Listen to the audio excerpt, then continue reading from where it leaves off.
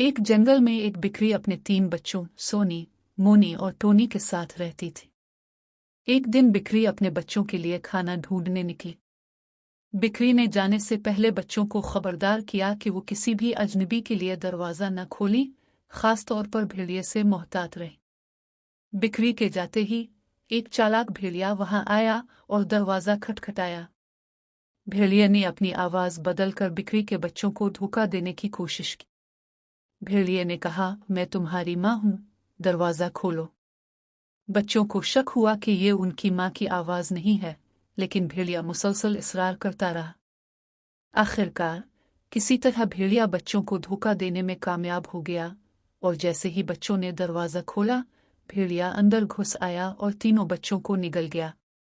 कुछ देर बाद बिक्री वापस आई तो दरवाज़ा खुला पाया और अंदर बच्चे भी गायब थे।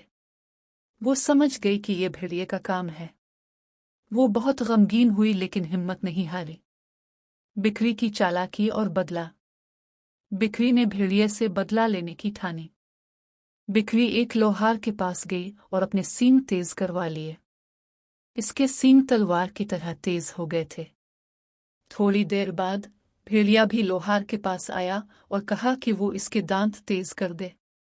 भेड़िया एक पतीले में कंकर और गारा भर कर लाया और कहा कि ये लोहार के लिए खाना है। लोहार भेड़िए की मक्कारी को समझ गया। भेड़िए ने जब दांत तेज कराने के लिए मुंह खोला तो लोहार ने बड़ी चालाकी से इसके सारे दांत उखाड़ दिए। भेड़िया यही समझता रहा कि इसके दांत तेज हो रहे हैं। भेड़िए का अंजाम। अगले रोज भेड़िया और बिक्री लड़ाई के लिए आमने सामने तैयार थे।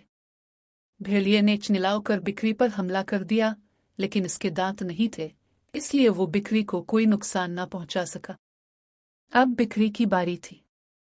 उसने अपने तेज सींगों से भेड़िए पर जोरदार हमला किया, इसे मार डाला और उसके पेट को चीरकर अपने तीनों बच्चों सोनी, मोनी और टोनी को बाहर निकाल लिया।